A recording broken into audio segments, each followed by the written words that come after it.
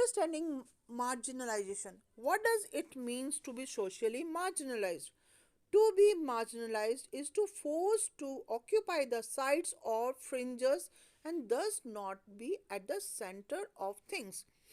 तो ये कह रहा है कि मार्जिनलाइज होने का मतलब ये है कि हम साइड में हो जाएं, सेंटर में नहीं, किसी भी सोसाइटी के जो समाज के जब मध्य में नहीं, हम साइड में कर दिए जाएं, बिल्कुल टू द साइड पोर्शन, ठीक है। This is something that some of you, आप क्लासरूम में या प्ले ग्राउंड में जब आप खेलते हैं तो आपको कहा जाए कि नहीं, आप you are not fit to play, या फिर आपको कहा जाए नहीं, आपको ये आप इस डांस को नहीं कर सकते, इस प्रोग्राम को नहीं कर सकते, तो आपको आपको सोशली मार्जिनलाइज कर दिया जाता है, सामाजिक रूप से आपको बहिष्कार कर दिया जाए, मतलब अलग कर दिया जा रहा है। If you are not like most people in your class, that is, if your taste in music or film is different, if your accent marks you out from others, if you are less chatty than others in your class, if you don't play the same sport that many of your classmates like, if you dress differently, the chances are there that you will not be considered to be in by your peers. So often you end up feeling that you are not with it, as if what you say, feel, and think, how you act are not quite right or acceptable to others.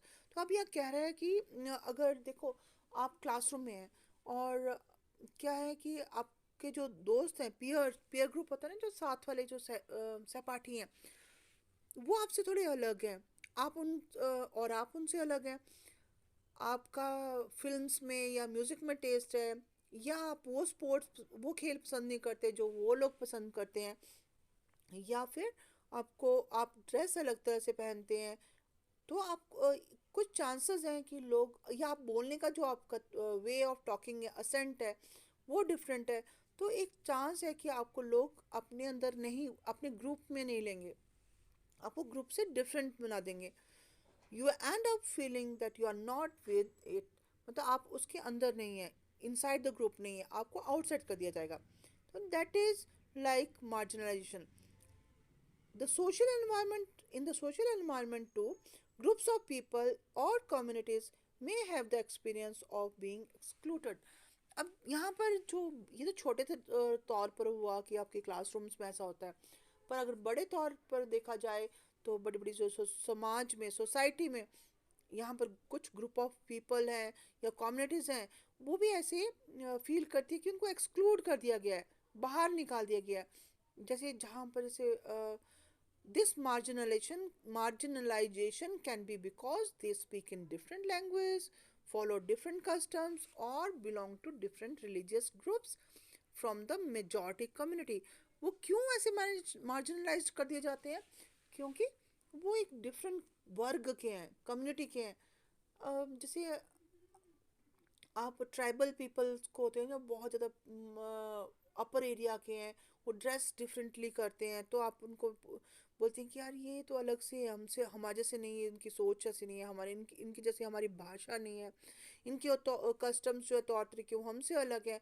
या किसी और धार्मिक group के हैं, जैसे मुसलमान होंगे, हिंदू होंगे, हिंदू जो होंगे मुसलमान को मानेंगे कि वो यार ये इनके धर्म भी अलग है, इनके तौर तरीके अलग हैं, तो उनको अलग महसूस करेंगे उनसे। They also feel marginalized because they are poor, considered to be of low status, social status। हम उसको मतलब समाज में उसको उतना स्थान नहीं देंगे जितना और औरों को देते हैं, और उनको लो सोशल स्टेटस होता है, एंड उनको उनको हम मानव ह्यूमन की तरह नहीं देखेंगे, मतलब उनको मानवीय तौर पर उनको कहेंगे यार ये ऐसे ही है, बेकार है, मतलब। तो ये इसको मार्जिनलाइजेशन बोलते हैं। Marginalised groups are viewed with hostility and fear. जो ऐसे ग्रुप्स हैं, ऐसे लोग जो मार्जिनलाइज कर दिए जाते हैं, अलग कर दिए जाते हैं, उनको हॉस्टिलिटी से देखा जाता है। हॉस्टिलिटी मतलब फीलिंग ऑफ एनिमी, मतलब उनको शत्रुता की दृष्टि से देखा जाता है, और एक डर होता है, फियर होता है कि उनको this sense of difference and exclusion, उनको अपने से डिफरेंट माना जाता है, उनको हम एक्सक्लूड कर देते हैं, बाहर कर देते हैं।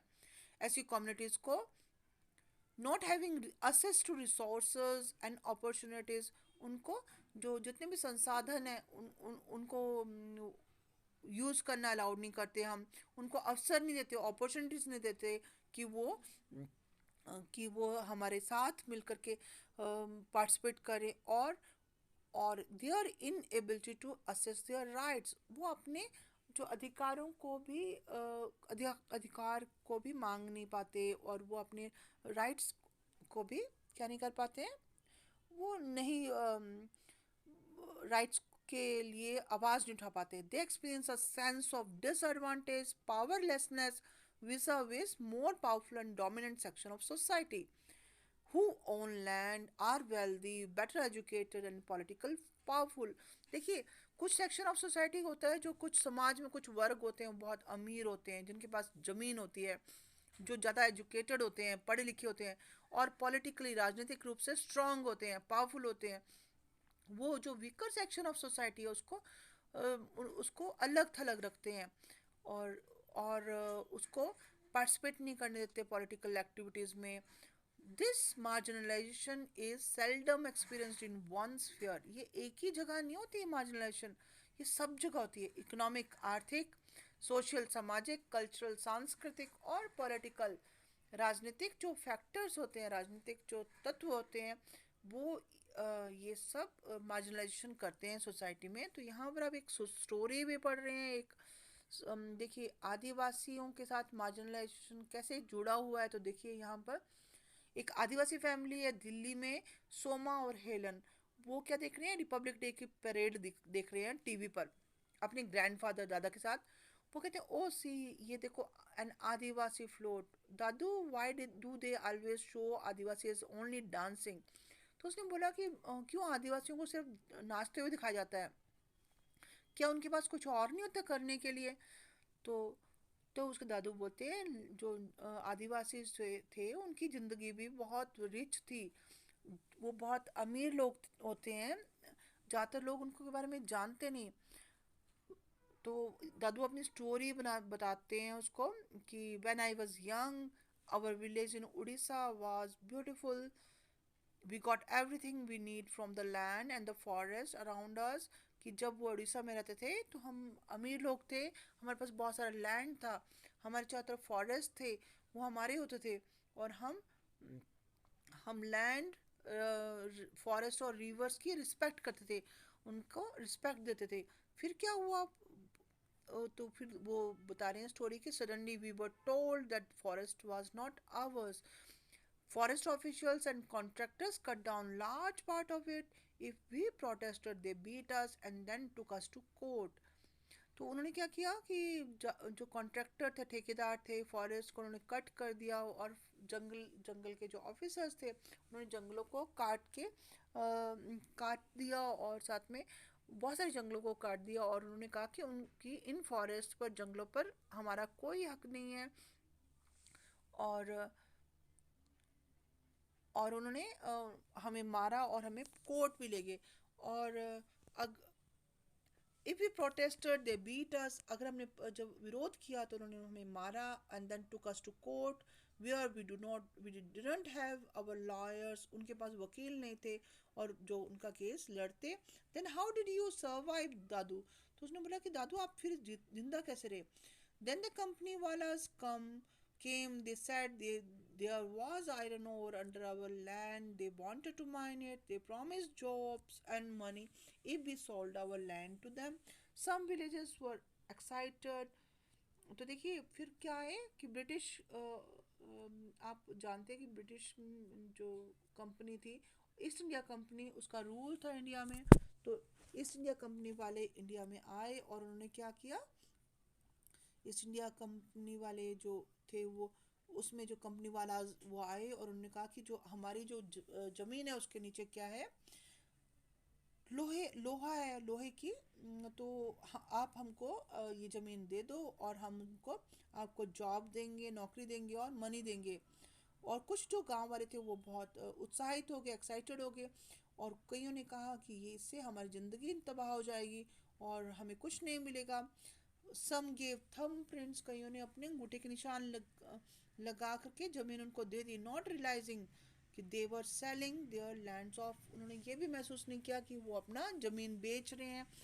और कुछ ही लोगों को जॉब्स मिले, और जो ज़्यादातर जो लोग थे उन्होंने अपनी ज़मीन नहीं बेची।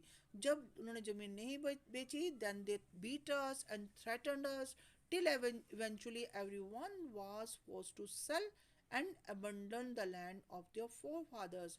तो फिर उन्होंने उनको मारा और हमें डराया धमकाया और उसके कारण क्या हुआ कि हर किसी को अपने ज़मीन जो कि उनके पुरखों की दादा परदादा की ज़मीन थी उनको बेचना पड़ा और छोड़ना पड़ा वो सारा लैंड।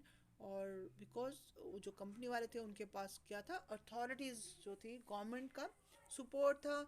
और हमारा our whole way of living vanished overnight, एक ही रात में हमारी जो पूरी ज़िंदगी का जो तौर तरीका था वो बदल दिया। ओ दादू एंड अवर लैंड वट, और हमारे लैंड का क्या हुआ दादू? For our 30 acres we got a little money from one contractor, 30 एकड़ की ज़मीन पर थोड़ी सी मनी मिली। और ज़्यादातर जो बोलते वो दादू ने कहा कि मैंने बहुत सारे दोस्तों को अब कभी कभी नहीं देखा।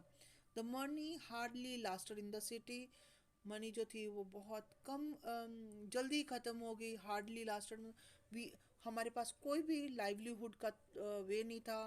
No mean of livelihood any more, we were all crammed into a tiny rented room, हमें एक छोटे से कमरे में सबको रहना पड़ा जो किराए पर लिया था।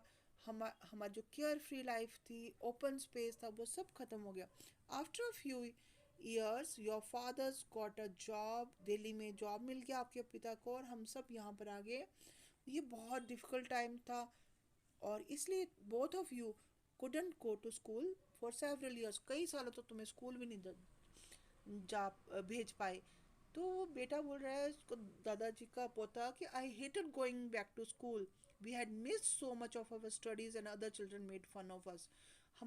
हम जब लेट एडमिशन लिए हमने तो हमारे बहुत सारे बच्चों ने हमारा मजाक उड़ाया और हमारी स्टडीज़ भी बहुत सारी मिस हो गई थी।